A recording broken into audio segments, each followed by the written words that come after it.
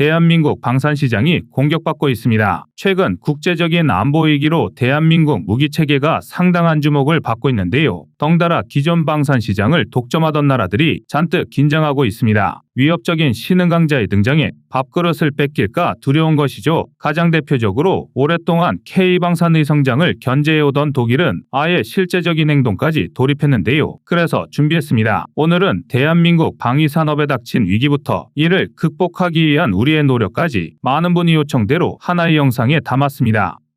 루마니아가 K2 흑표가 아닌 M1A2 에이브람스 도입을 확정지었습니다. 미국의 해외 군사 판매 FMS 프로그램을 통한 이번 사업은 M1A2 에이브람스 54대와 같은 양의 M1A1 차대 그리고 16대의 장갑 공병 차량 등을 포함해 총 25억 3천만 달러, 하나 3조 2,700억 원이 넘는 초대 규모였습니다. 심지어 이로 인해 일각에서는 노르웨이 사태를 떠올리는 분들도 많으신데요. 그도 그럴 게 2023년 7월부터 국내외 외신들이 앞다퉈 루마니아 신규 전차 도입 사업에 K2 흑표가 유력하다는 보도를 내보냈습니다. 물량이 적지 않았기 때문에 국내에서도 폴란드 시즌2라며 기대감이 높았습니다. 그런데 갑자기 루마니아가 M1A2 에이브람스 도입에 3조 원이 넘는 예산을 쏟아부었다는 소식이 들려오니 또 다 된 밥에 코 빠뜨린 것 아니냐는 불안이 불거진 것입니다. 마치 노르웨이의 차기 전차 도입 사업에서 K2 흑표가 유력 후보로 거론되었다가 독일의 정치적 압박에 최종 탈락했던 것처럼 말이죠. 확실히 분위기가 이상하게 돌아가는 것도 같은데요. 그러나 정작 방산업계는 쾌재를 부르고 있습니다. 전문가들도 오히려 루마니아가 M1A2 에이브람스를 도입하면서 K2 흑표 도입 가능성이 부쩍 커졌다고 분석하고 있는데요. 과연 어떻게 된 일인지 오늘 자세히 알아보겠습니다.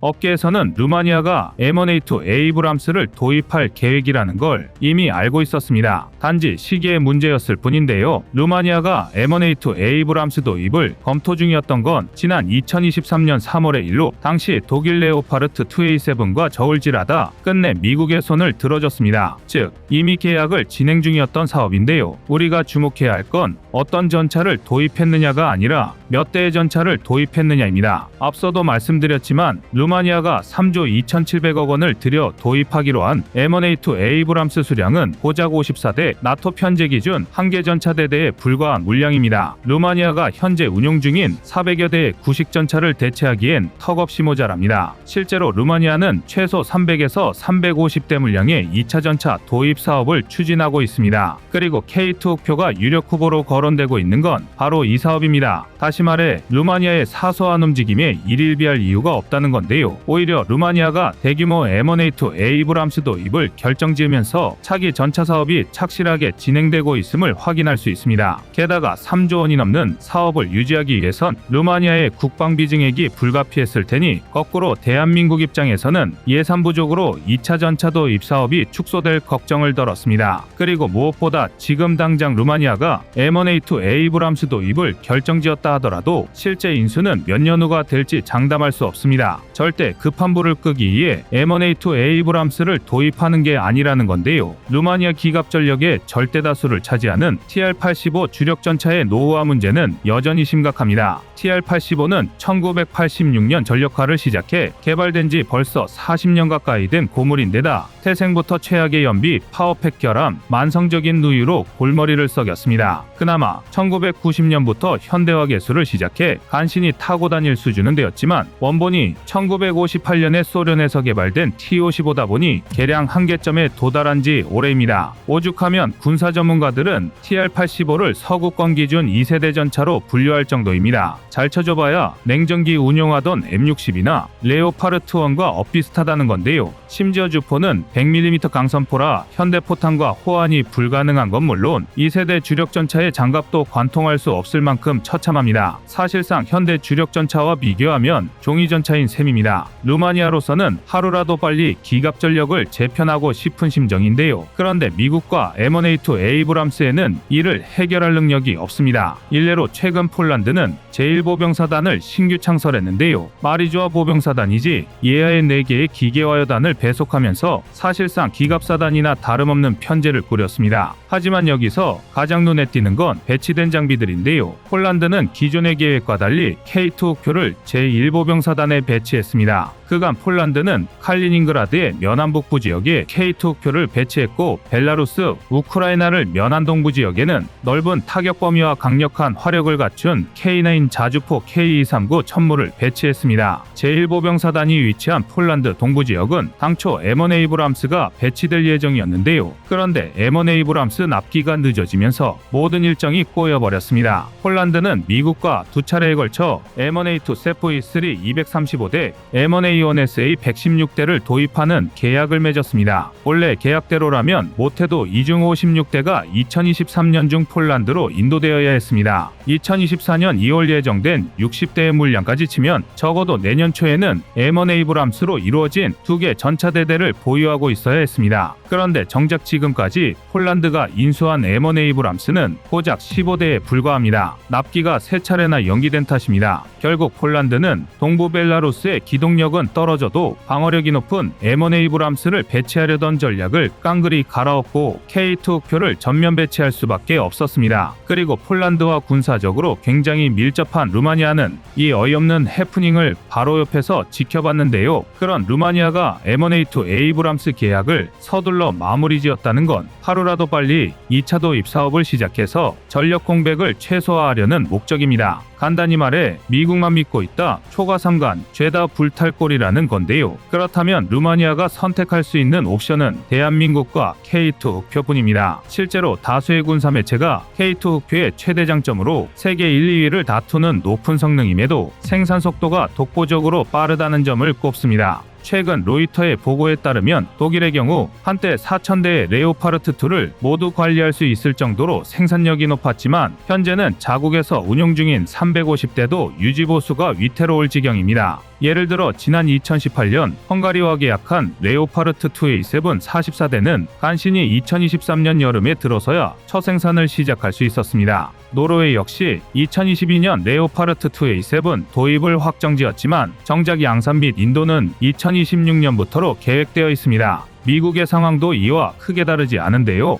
미국은 공식적인 연간 생산량을 미공개로 두고 있지만 M1 에이브람스를 생산하는 곳은 오하이오주에 위치한 단 하나의 공장뿐입니다. 그나마 2016년 월 한 대가 고작이었던 생산력은 도널드 트럼프 행정부 이후 회복하고 있지만 여전히 극심한 인력난과 생산라인 증설의 불확실함으로 인해 지지부진한 상황입니다. 반면 대한민국은 휴전국가라는 특성상 세계 최대 규모의 생산라인을 유지하고 있었는데요. 여기에 도합 980대에 달하는 폴란드발 방산 계약과 국내 소유분 4차 양산 계획이 겹치면서 생산라인 증설에 돌입한 상태입니다. 이를 감안하면 한 해에 최소 100대 이상의 K2 우표를 양산할 수 있다는 계산이 나오는데요. 뿐만 아니라 루마니아를 제외하더라도 오만, 이집트, 인도, 슬로베니아, 체코 등이 K2 우표 도입을 검토 중입니다. 어림잡아도 대한민국 혼자 생산하는 전차의 수량이 미국과 독일을 합한 것보다 많을 지경입니다. 물론 이건 빙산일각에 불과한데요. 단순히 빠르기만 했다면 K2 우표는 금세 뒤처졌을 것입니다. K2 우표가 유럽에서 주목받는 이유는 따로 있는데요. 이는 우크라이나 사례에서 확실히 알 수 있습니다. 지난 10월 말 우크라이나는 마침내 미국이 약속한 M1 에이브람스 31대를 지원받았습니다. 고착화된 전선의 게임 체인저가 될 것이라 주목받았던 만큼 상당한 기대를 받았는데요. 그런데 시기가 영 좋지 못했습니다. 하필이면 라스푸티차가 시작되고 전선에 도착한 것입니다. 이에 전문가들은 에이브람스가 동유럽의 진창에 갇혀 재임의 10분의 1도 발휘하지 못할 것이라고 우려하고 있습니다. 심지어 일각에서는 호넷 대전차 미사일의 한 끼 식사가 되지는 않으면 다행이라고 비아냥대고 있는데요. 한 가지 흥미로운 건 루마니아 역시 우크라이나 못지않다는 것입니다. 루마니아를 대표하는 두 가지 특산물을 꼽으라면 지체 없이 소금과 진흙을 꼽을 정도인데요. 오죽하면 루마니아 콘스탄차에서는 보령머드 축제처럼 매년 진흙 축제가 열립니다. 게다가 루마니아는 국토 한가운데 트란실바니아 알프스 산맥이 지나고 있어 거친 산악지형, 숲, 평원을 모두 관찰할 수 있습니다. 진흙부터 산과 숲까지 전투 중량이 최대 65톤에 이르는 M1 에이브람스로는 원활한 기동이 어려울 수밖에 없는데요. 반면 K2 흑표는 대한민국의 전차답게 70%가 산악지형인 한반도에 초점을 맞춰 우수한 험지주파 능력을 갖추고 있습니다. 이 덕에 전투 중량이 55톤 내외라 M1 에이브람스 레오파르트2와 동일한 1500마력 엔진을 탑재했음에도 톤당 마력비가 27.3으로 월등합니다. 또한 세계 최초로 반능동 유기압식 ISU와 동적궤도 장력 제어 시스템 통칭 DTTS를 탑재했는데요. 이 덕에 불규칙한 노면에 따라 시시각각 궤도 장력과 현수 장치의 유기압을 제어하고 주행에 필요한 최적의 상태를 유지할 수 있습니다. 그리고 이를 바탕으로 산악지형이나 장애물, 진흙 등 어떠한 험지도 안정적으로 주파할 수 있게 되었습니다. K2 흑표가 기동간 사격에서 높은 명중률을 보이는 것도 반능동 유기압식 ISU와 DTTS로 차체 진동을 상쇄할 수 있기 때문인데요. 이를 가장 먼저 알아본 게 바로 폴란드입니다. 최근 폴란드 야당이 총선에서 승리하면서 한폴 2차 방산 계약의 위기설이 대두되고 있습니다. 아닌 게 아니라 폴란드 야권연합은 벌써 대한민국 무기체계에 시비를 걸고 있습니다. 심지어 야권연합의 대표 중 하나인 체스와프 무로체크 의원은 최근 FA50의 성능에 어설픈 의구심을 제기했다 빈축을 사기도 했습니다. 그러나 폴란드군 그리고 폴란드의 여론은 이제 완전히 대한민국 무기체계에 긍정적인 방향으로 돌아섰습니다. 실제 운용을 해본 결과 K2 흑표야말로 자국의 지리와 안보 환경에 딱 맞는 무기체계라는 걸 깨달은 건데요. 일례로 최근 폴란드 국영방송 TVP는 야당연합이 총선 이후 대한민국과 맺은 대규모 방산 계약을 축소해야 한다는 목소리를 내고 있다. 하지만 지금 이 순간에도 러시아는 전쟁을 멈추지 않고 있고 이스라엘 하마스 전쟁을 통해 폴란드를 지키는 유일한 길이 국방력 강화뿐임이 명확해지고 있다라고 보도했습니다. 정치가 아닌 안보를 보라고 쓴소리를 한 건데요.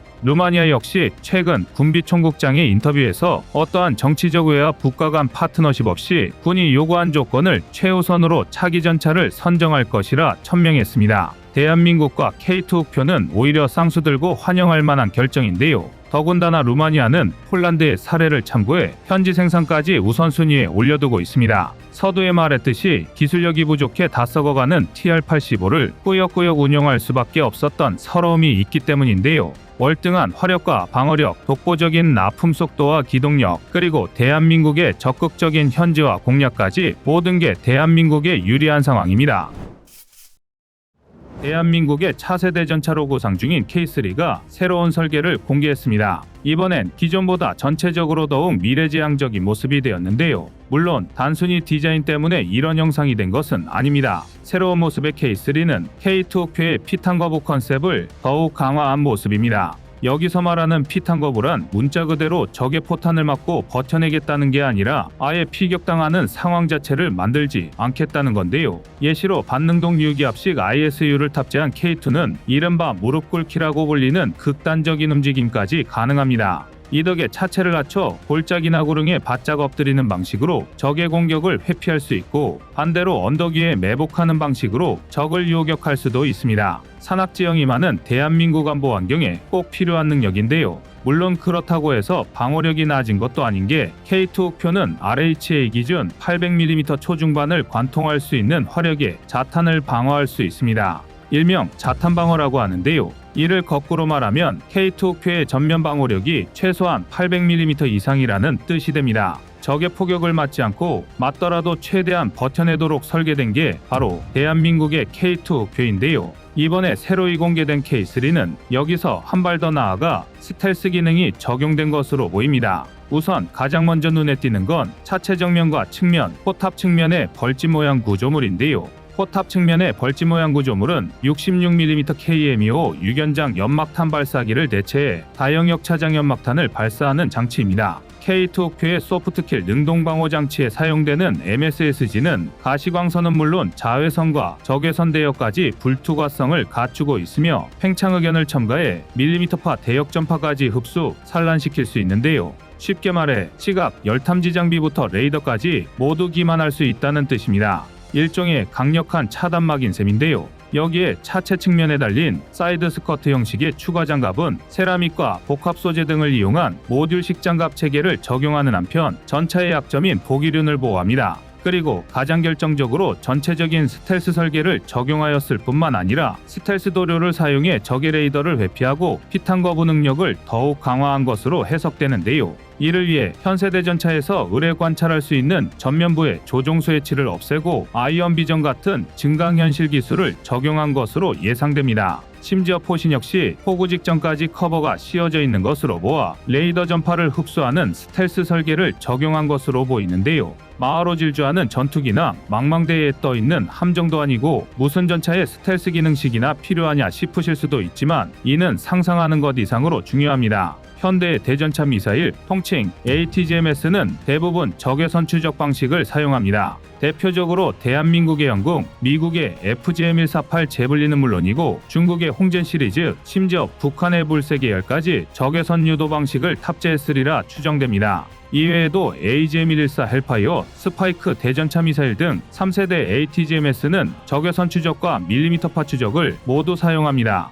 그런데 마찬가지로 현대의 주력 전차들은 파워팩의 고출력화가 이루어지면서 방출하는 열의 온도가 상당히 높아졌습니다. 전차를 파괴하기 위해 개발된 ATGMS의 탑어택에는 쥐약일 수밖에 없는 이유입니다. 멀리 갈 것도 없이 우크라이나 전쟁에서 왜 전차무용론이 등장했는지를 떠올려보면 금방 납득할 수밖에 없는데요. 이로 인해 현대의 전차들은 보병과의 제병 합동이 필수일 뿐만 아니라 열을 내뿜는 배기구에 적외선 감쇄망을 씌우거나 MCS 같은 전차 위장망을 덮어 열원을 최대한 숨기고 있습니다. 하다못해 대한민국의 레드백 역시 적외선 추적 미사일에 대비한 은폐 성능을 올리기 위해 추가 열상 위장막을 개발했을 정도인데요. 그런데 만약 이를 다영역 차장 연막탄으로 차단하고 스텔스 구조를 적용해 밀리미터파 추적까지 흡수할 수 있다면 전차의 생존율을 폭발적으로 끌어올릴 수 있을 것입니다. 눈에 뻔히 보여도 ATGMS가 포착을 못하니 타격할 수 없는 것입니다. 그나마 가시광선, 다시 말해 직접 유관으로 미사일을 유도하는 1, 2세대 ATGMS나 RPG 시리즈, N5 같은 무유도 대전차 로켓이라면 타격이 가능하겠지만 K2 옥표 이상의 방어력을 지닌 K3의 장갑을 관통하기에는 역부족입니다.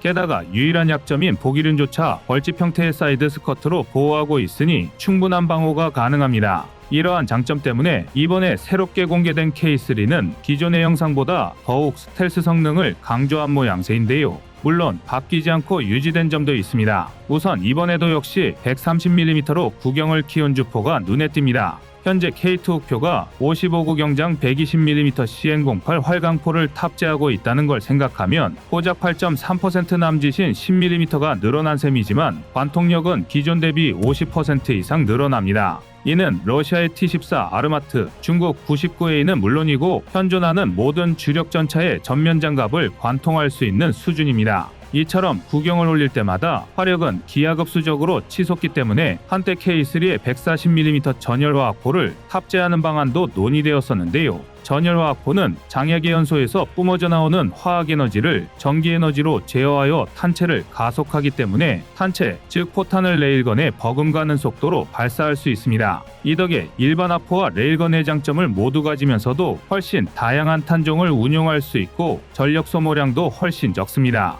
그러면서도 장약 연소를 보다 정밀히 제어하여 관통력을 비약적으로 상승시킬 수 있는데요. 일례로 이론적으로 120mm급 전열화 학포의 경우 포구 속도가 초속 2.5km에 육박합니다. 이 정도면 일반적인 포탄을 사용하더라도 870mm의 장갑을 관통할 수 있으며 유효 사거리는 자그마치 320km에 육박합니다. 전차로 스탠드오프 타격이 가능한 셈입니다. 이론상 세계 최초의 전차, 영국의 마크1이 꿈꿨던 육상전함을 드디어 실현할 수 있는 기술인데요. 하지만 이건 어디까지나 꿈 같은 얘기고 전열화학포를 전차에서 운용하기란 불가능에 가깝습니다. 우선 작용-반작용의 원리에 따라 반동이 강해질 수밖에 없기 때문에 50에서 60톤 내외인 전차의 무게로 반동을 감당하기 어렵습니다. 하물며 K3의 경우 대한민국 지상무기 체계의 전통적인 교리에 따라 자주도하를 염두에 둘 수밖에 없기 때문에 중량을 55톤 이상으로 올리기 어렵습니다. 앞서 말씀드린 모듈식 증가 장갑이 세라믹과 복합 소재를 이용해 최대한의 경량화를 추구하는 것도 이 때문인데요.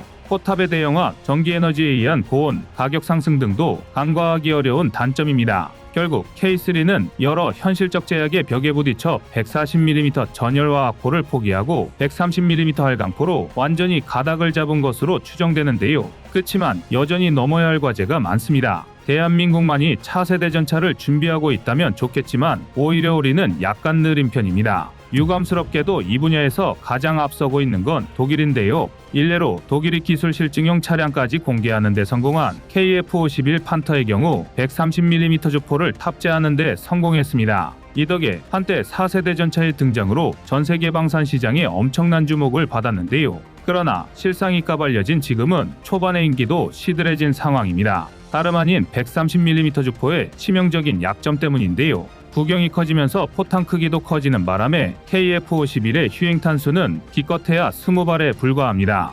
레오파르트2가 차체 전방탄 약고에 27발, 버슬식 포탑에 15발, 총 42발을 적재할 수 있는 것과 비교하면 절반 이하인 셈입니다. 전차 기술력이 얼마나 좋고 나쁘냐를 떠나 이것만큼은 물리적인 공간이 필요한 과제다 보니 대부분의 선진국도 난감해하고 있는데요. 독일과 프랑스가 공동 개발 중인 4세대 전차 MGCS의 개발이 계속해서 지연되는 것도 이 때문입니다. MGCS의 경우 130에서 140mm 활강포를 탑재하면서 최소 30발 이상의 탄약을 탑재할 것을 요구받고 있지만 탄약의 비대화로 좀처럼 해결 방안이 보이지 않는 상황입니다. 1960년대 등장하기 시작한 3.5세대 전차 120mm 활강포가 60여 년이 지난 지금까지도 화력면에서 큰 구조적 변화가 없었던 것도 이 탓인데요. 화력과 장기작전 능력은 영원한 딜레마입니다. 하지만 이걸로는 아쉬워하기 이릅니다. 이외에도 K3는 차세대 전차라는 타이틀에 맞게 다양한 변경점이 눈에 띕니다. 특히 포탑에 달린 카메라는 K2 표초기형에 제외되면서 많은 빈축을 샀던 하드킬 방식의 능동방호 체계가 탑재되었다는 것을 의미하는데요. 탑재된 위치를 보면 전차에서 가장 취약한 부분인 상부방어까지도 가능할 것으로 추정됩니다. 또 K3 컨셉에서 가장 충격을 주었던 수직 발사대 역시 여전히 유지된 것이 확인됩니다. 언뜻 전차에서 미사일을 발사한다는 게 말이 되는 소린가 싶지만 이스라엘의 메르카바 전차는 전차 내부에서 박격포까지 발사할 수 있습니다. 그리고 대한민국의 레드백은 미사일 발사 장치를 탑재해 사거리 5.5km 수준의 스파이크 LR2를 2발이나 운용할 수 있습니다. 게다가 좀 특수한 경우긴 하지만 T-80U처럼 주포에서 포발사 미사일을 발사하도록 설계된 사례도 종종 찾아볼 수 있습니다. K3 역시 VLS의 대전차 미사일이나 헬기 격추를 위한 대공 미사일을 탑재하는 것도 이상한 일은 아니죠. 더군다나 KF-21 보라매의 등장과 함께 대한민국의 미사일 기술력이 수직 상승하고 있음을 감안하면 소형화된 KVLS를 탑재하는 것도 생각해 볼 만합니다. 여기서 끝이 아닙니다. 대한민국은 군용 수소전기차 분야에서도 세계적인 수준의 발전 속도를 보이고 있는데요. 해당 기술이 K3에 적용되어 전력 생산량이 늘어난다면 원천 기술을 확보한 A사 레이더를 적용할 수도 있습니다. K3의 탐지 능력이 확장되면 상부에 배치된 드론을 운용하는 것도 보다 원활해질 텐데요. 유무인 합동 시스템, 이른바 멈티는 미래 전장에서 필수적인 요소가 될 것입니다. 이 밖에도 K9A2, 레드백에서 획득한 복합고 무게도 역시 탑재될 텐데요. 이렇게만 말씀드리면 아직은 먼 얘기처럼 느껴지실 테지만 현실은 전혀 그렇지 않습니다. 가장 처음 말씀드린 증강현실 조종 기술이나 무인 조종 기술 등은 이미 N웨이브, 아리온 스맷에 적용된 기술이고 130mm 주포는 이미 자체 개발이 가능할 만큼 수준 높은 관련 기술을 보유하고 있습니다. 중요한 건 내부 공간을 어떻게 확보하느냐 뿐인데요. 아닌 게 아니라 K3는 2030년대 배치를 목표로 이미 개발에 돌입한 상태입니다. 이제 남은 과제는 이미 보유한 기술을 어떻게 적용하고 그 과정에서 한정된 K3의 공간을 어떻게 효율적으로 활용하냐는 것뿐입니다.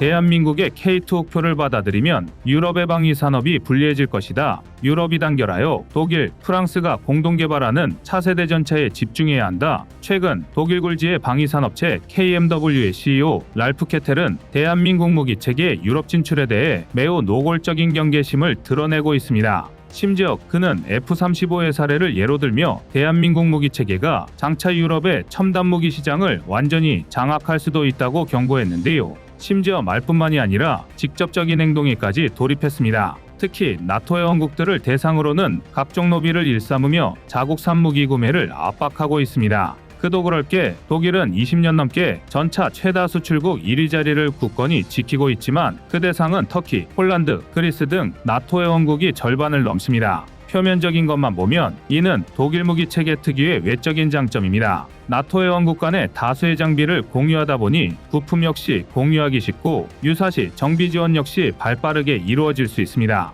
그러나 시장 논리로 봤을 때 이는 거대하지만 폐쇄된 시장에 불과합니다. 즉 시장의 다변화가 불가능하다는 건데요. 실제로 독일 무기의 시장 점유율은 2013에서 2017년 6.1%에서 2018에서 2022년 4.2%로 약 2% 하락했습니다. 같은 기간 대한민국이 177%에 육박하는 폭발적인 성장세를 보였음을 감안하면 독일의 방위 산업 위축은 심각한 수준입니다. 가장 근본적인 원인은 독일의 국방 예산 감축에 있습니다. 이미 시장을 장악한 독일은 배짱 장사를 시작하며 GDP 대비 국방 예산을 1.2%까지 감축했고 특산품인 레오파르트 2 전차의 생산 라인도 16분의 1 수준으로 줄였습니다. 대한민국이라는 방산시장 신흥 강자가 유럽 진출을 시작하자 정정당당한 대결로는 도저히 대응하지 못할 수준까지 방산 역량이 추락한 것입니다. 이미 유럽 시장은 장악한 상태겠다. 새로운 시장도 없었으니 당연한 결과인데요. 이에 독점 지위를 지키기 위해 독일이 선택한 극약 처방이 온갖 로비와 정치적 압박입니다. 멀리 갈 것도 없이 노르웨이의 차기 전차 도입 사업을 떠올리시면 되는데요. 독일은 레오파르트 2A7 54대를 대당 450억 원에 팔았지만 이 중 100에서 150억 원 이상을 페이백 형식으로 노르웨이에 되돌려주기로 계약했습니다. 실제적으로 노르웨이는 300억 원의 레오파르트 2A7을 도입한 셈인데요. 대한민국 K2옥표의 경우 우리군 납품가 기준 80억 원 남짓이었고 증가장갑과 능동방어장치 등 추가 옵션을 탑재한다 해도 100에서 130억 원 수준이었습니다. 그러나 노르웨이는 이미 구형 레오파르트 2A4를 운용 중이었던 만큼 새로운 정비체계를 구축하는 것보다 300억 원의 레오파르트 2A7을 도입하는 게 낫겠다고 판단한 건데요. 물론 2027년 중반은 되어야 전차 인도가 완료된다는 걸 깨달은 노르웨이는 독일이 추가로 제안한 레오파르트 2AA 구매까지 거부하면서 땅을 치고 후회 중입니다.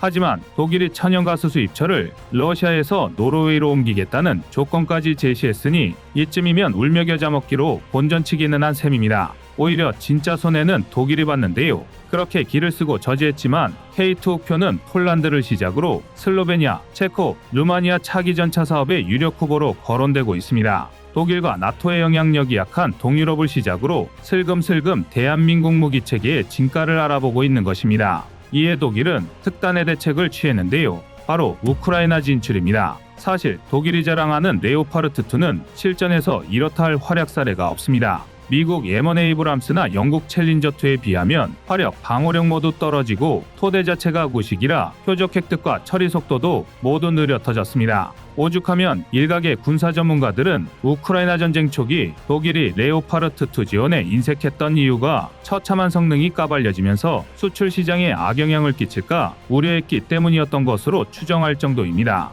실제로 우크라이나 최전선에 투입된 서방 전차 중 레오파르트 2가 가장 많은 손실률을 기록하고 있으니 아주 틀린 얘기도 아닌데요. 그런데 최근 상황이 완전히 바뀌었습니다. 이제는 독일이 먼저 나서서 우크라이나 현지에 생산 라인을 건설하는 사업을 추진하고 있습니다. 대의명분은 전쟁이 장기화됨에 따라 우크라이나의 자체 생산 능력을 향상하기 위함인데요. 그러나 중장기적인 관점에서 보면 이는 전형적인 독일의 시장 독점 전략입니다. 현재 동유럽 방산 시장은 러시아의 공백으로 무주공산이나 다름없는 상태입니다. 천문학적인 규모의 시장에 누가 먼저 깃발을 꽂느냐가 앞으로 수십 년의 주도권을 결정할 텐데요. 이를 위해 독일이 교두보로 삼은 게 우크라이나인 것입니다. 일단 계획 자체는 꽤 그럴듯해 보이는데요. 그런데 이런 거창한 계획에 유일한 걸림돌이 끼어들었습니다. 바로 대한민국입니다. 대한민국은 유럽의 물여부인 폴란드를 생산기지 삼아 동서구분 없이 유럽 전역에서 남다른 두각을 드러내고 있습니다.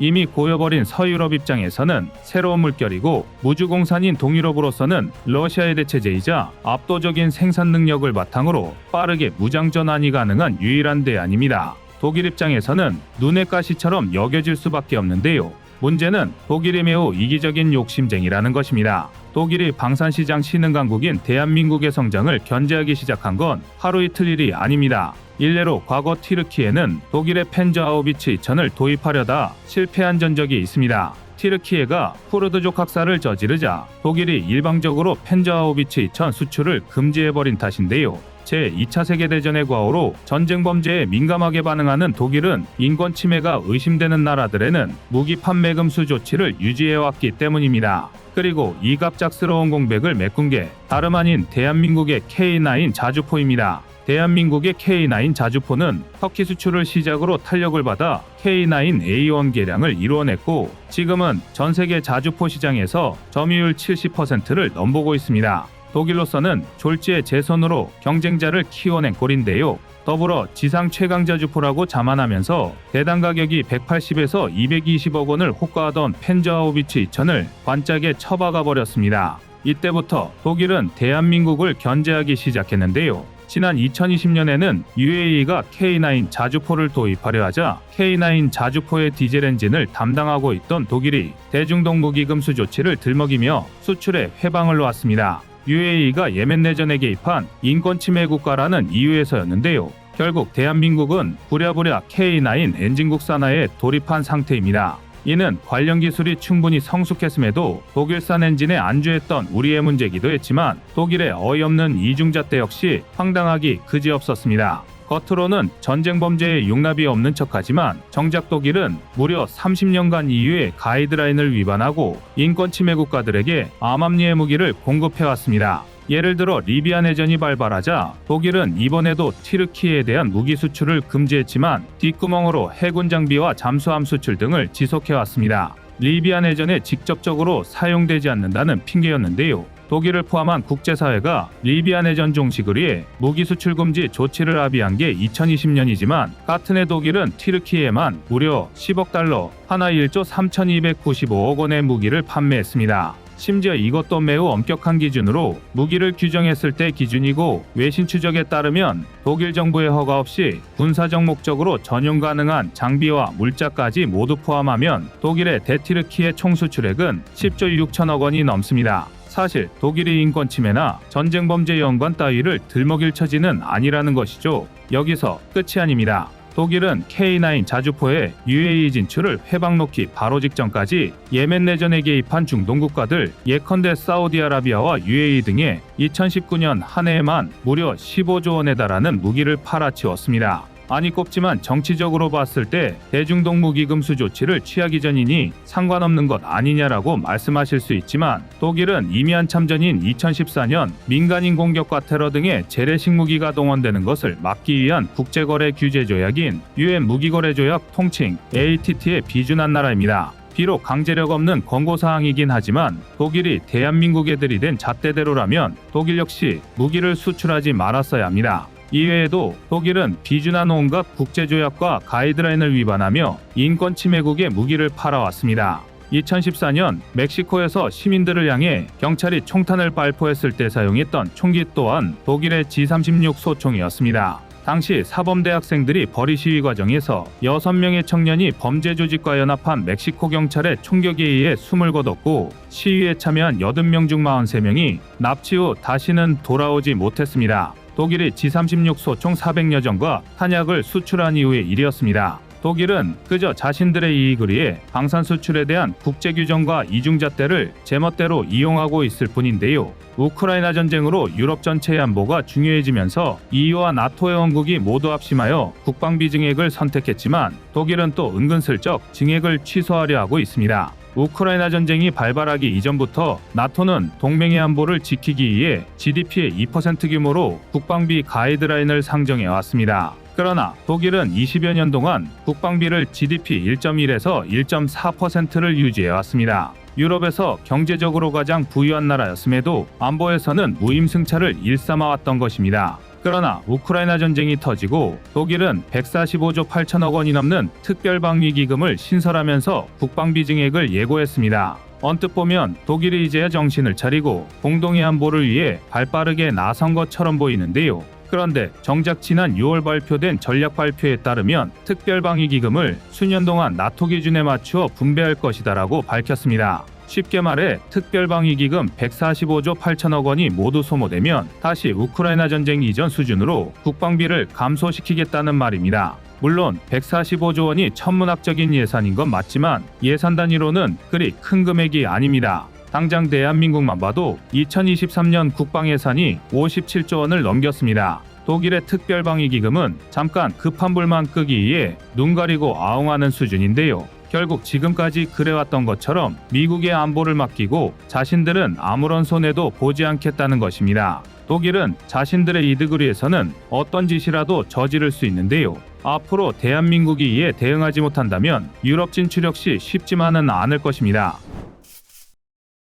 2022년 30조 원이 넘는 역대급 규모의 한폴 방산 계약을 시작으로 대한민국은 세계적인 방산 강국으로 떠오르고 있습니다. 그동안 월등한 성능, 압도적인 생산 능력, 합리적인 가격으로 고평가받았지만 후발주자인 만큼 시장 진입에 고전했던 대한민국이 때 아닌 전쟁 특수로 마침내 국제무대의 인정을 받게 된 건데요. 이를 계기로 대한민국이 4대 방산 수출국으로 도약하는 것도 충분히 실현 가능한 일입니다. K2 옥표와 K9 자주포, FA50은 물론 KF21 보람에 최근 엄청난 주목을 받는 K9함까지 대한민국 무기체계에 대한 글로벌 시장의 평가와 관심은 날이 갈수록 높아지고 있는데요. 그들은 뛰어난 생산 능력과 성능 그리고 기술 이전을 통한 효율적인 현지화 전략, 글로벌 시장 진출을 위한 강력한 의지 등을 대한민국 방위산업의 강점으로 뽑고 있습니다. 또한 일각에서는 우크라이나 전쟁이 한국 방산의 전환점이 되었다고 평가하기도 합니다. 사실 틀린 말이라고 할 수는 없는 게 지난 2022년 이후 격동에 빠진 국제정세가 대한민국 방위산업 시장의 발판이 되었음은 부인하기 어렵습니다. 대표적으로 평화에 찌들어 나토 그 중에서도 미국의 안보에 무임승차 중이던 유럽은 화들짝 놀라 앞다퉈 군비 증강에 돌입했고 덩달아 아시아와 중동 일부 국가를 중심으로 활약하던 대한민국 무기체계의 수출 고도에까지 영향을 끼쳤습니다. 더욱이 점차 극심해지고 있는 미국과 중국의 패권 경쟁 역시 글로벌 사회의 불안 요소가 되고 있습니다. 이로 인한 전 세계적인 국방 예산 증액 추세는 대한민국 방산엔 더할 나위 없는 기회일 수밖에 없습니다.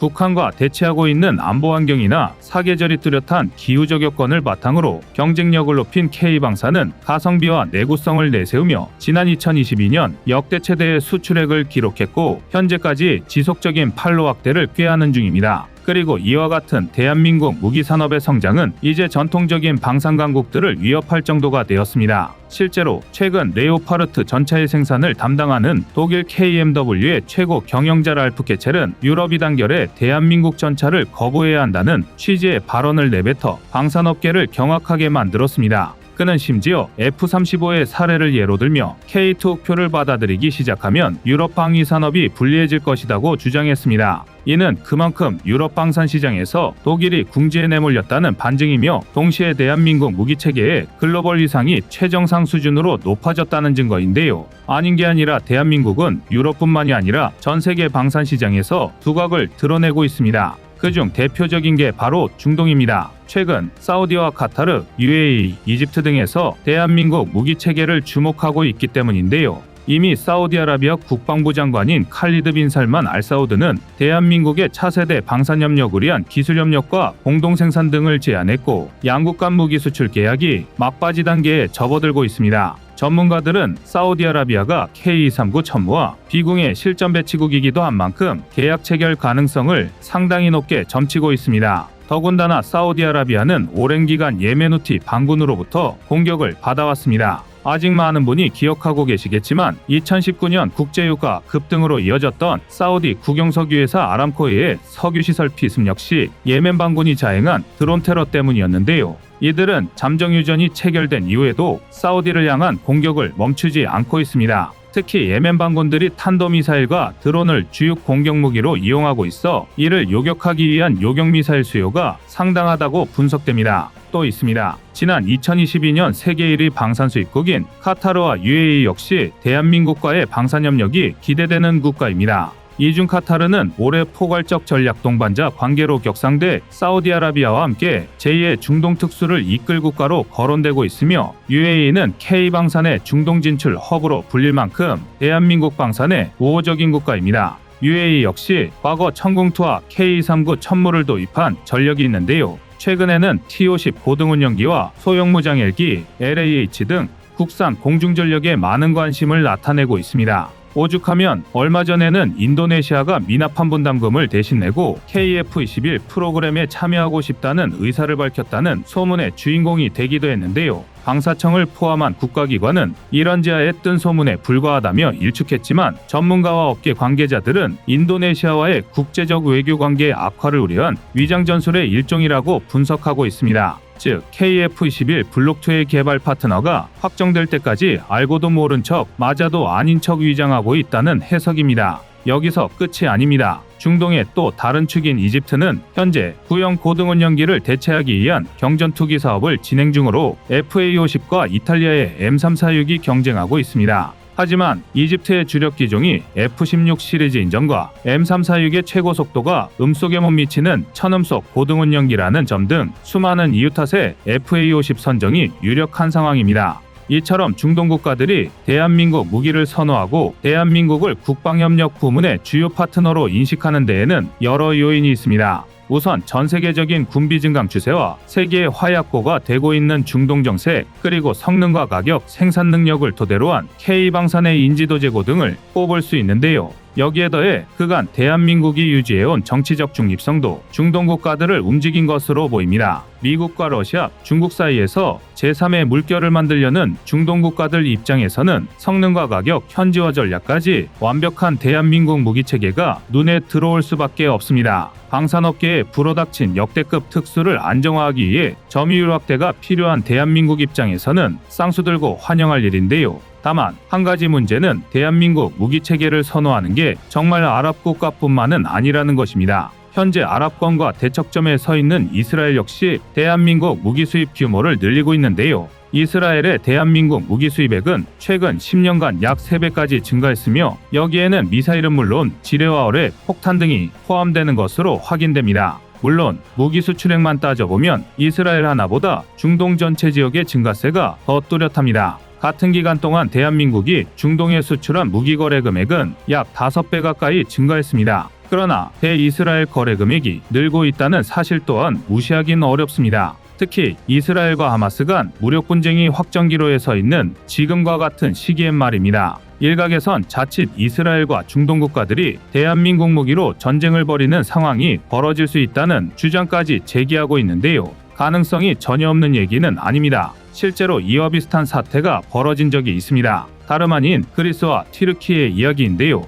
나토 회원국인 이들 국가는 동지중해와 에게의 주도권을 놓고 오랜 분쟁을 겪고 있습니다. 심지어 과거 국경분쟁 당시 양국 모두 F-16을 출동시켜 동일한 기종의 전투기가 서로 대치하게 되는 우픈 상황을 연출하기도 했습니다. 양국 모두 미국으로부터 F-16을 도입한 탓에 벌어진 일이었습니다. F-16을 도입, 운용하고 있는 국가가 전 세계 20여 개국에 달할 정도로 많다 보니 벌어진 해프닝인 셈입니다. 현재 이스라엘 하마스 전쟁의 개입 가능성이 불거지는 나라들을 살펴보면 그리스, 튀르키예 공중대치 사건 같은 일이 벌어질 확률은 그다지 높지 않습니다. 이스라엘 하마스 전쟁이 찬물을 끼얹은 셈이 되었지만 중동의 대이스라엘 정책도 과거에서 진일보하여 변화하는 중입니다. 미국의 중재로 사우디아라비아가 이스라엘과의 관계 정상화에 나서며 1993년 오슬로 협정 이후 중동 대탕트가 기대되고 있고 아랍에미리트와 바레인은 지난 2020년 이스라엘과 수교를 맺었습니다. 당시 이들 아랍 국가와 이스라엘의 수교는 역사적인 성과와 이슬람 정신에 대한 배신이라는 상반된 평가를 받았는데요. 그 이면에는 중동 지역의 큰형을 자처하고 있는 사우디와 이란의 경쟁 구도가 깔려 있었습니다. 국민 대부분이 시아파인 이란과 달리 사우디는 대표적인 수니파 왕국입니다. 이러한 종교적 분파의 차이가 양국 간 갈등을 심화시켰습니다. 현재 사우디가 하마스의 배후에 있는 것으로 추정되는 이란의 전쟁에 참여할 확률은 낮아 보입니다. 그러나 외교 및 국제관계에선 일말의 가능성도 무시할 수 없습니다. 오히려 K방산 르네상스 시대를 앞둔 대한민국은 미리 최악의 상황을 염두에 두고 안전장치를 마련해야 합니다. 이미 대한민국 무기체계는 국제무대에서 입증받기 시작했고 폴란드 조기 납품을 통해 생산 능력까지 검증받았습니다. 이를 기반으로 글로벌 무기 시장을 점거해 나가고 있는데요. 특히 중동 지역은 최근 불거진 안보 불안과 지정학적 여건으로 대한민국 무기 선호도가 더욱 높아질 것으로 보입니다. 실제로 중동은 대한민국 무기 수출량이 최근 10년 새 10배나 성장한 대한민국 방위산업의 큰 손입니다. 점유율이 높아질수록 그들의 분쟁에 대한민국 무기체계가 동원될 확률은 자연스레 높아지기 마련입니다. 대한민국 무기가 이스라엘 공격에 사용될 수 있다는 우려도 바로 이 때문입니다. 과거 그리스와 튀르키예가 벌였던 총극이 다시 재현될 수 있다는 것입니다. 외교적으로 난처할 수밖에 없는 상황인데요. 그리고 지금이야말로 이러한 문제를 고민해볼 시기일 것입니다. 이미 알려진 대로 대한민국은 유엔의 무기거래조약 가입국으로 살상무기를 지원하지 않는다는 방침을 고수해왔습니다. 전쟁 범죄나 민간인 공격에 사용될 우려가 있다면 무기를 판매하지 않겠다는 게 기본적인 입장인 것입니다. 그런데 만에 하나 대한민국 무기가 중동의 분쟁에 사용되며 전쟁 범죄에 연루된다면 대한민국은 외교적 비난에 직면할 수도 있습니다. 대표적으로 독일의 경우 이를 빌미로 대한민국 방위산업을 공격할 가능성이 높습니다. 정작 자신들은 겉으로는 점잖은 척하면서 뒤로는 EU 가이드라인을 위반하며 멕시코와 예멘 내전 당사국들과 러시아에 수십조 원의 무기를 팔아치우고 이득을 챙겼으면서 말입니다. 결국 대한민국이 해야 할 일은 지금과 같습니다. 외교적 중립성과 평화를 위한 노력을 지속하는 것입니다. 방위산업은 공격이 아닌 방어를 위한 산업입니다. 국민의 안전과 재산을 지키기 위해서는 무기를 들 수밖에 없기에 생겨난 산업입니다. 따라서 대한민국은 평화를 위해 국제사회와 더불어 노력해야 합니다. 여러 외교 채널을 통해 우방국들과 협력하고 중동은 물론 서방 국가들과 긴밀하게 소통하여 이스라엘 하마스 전쟁, 나아가 우크라이나 전쟁이 확전으로 비화되는 것을 억제해야 할 것입니다. 여러분의 생각은 어떠신가요? 이상 꺼리튜브였습니다. 안녕하세요, 꺼리튜브입니다. 그동안 보내주신 사랑과 응원으로 1편 출간에 이어 이번에 꺼리튜브의 새로운 신작 세상에 밝혀지지 않은 현대무기 비하를 출간했습니다. 내용이 어려워 쉽게 다가서지 못했던 군사무기 이야기를 남녀노소 누구나 편하게 이해할 수 있도록 모아봤는데요. 그 누구도 알 수 없던 현대무기 비하의 숨겨진 이야기를 이제 온라인 서점이나 가까운 서점에서 만나볼 수 있습니다. 또 전문적인 군사무기 이야기를 알고 싶다면 꺼리튜브 1편인 대한민국 육해공 군사무기도 준비되어 있습니다.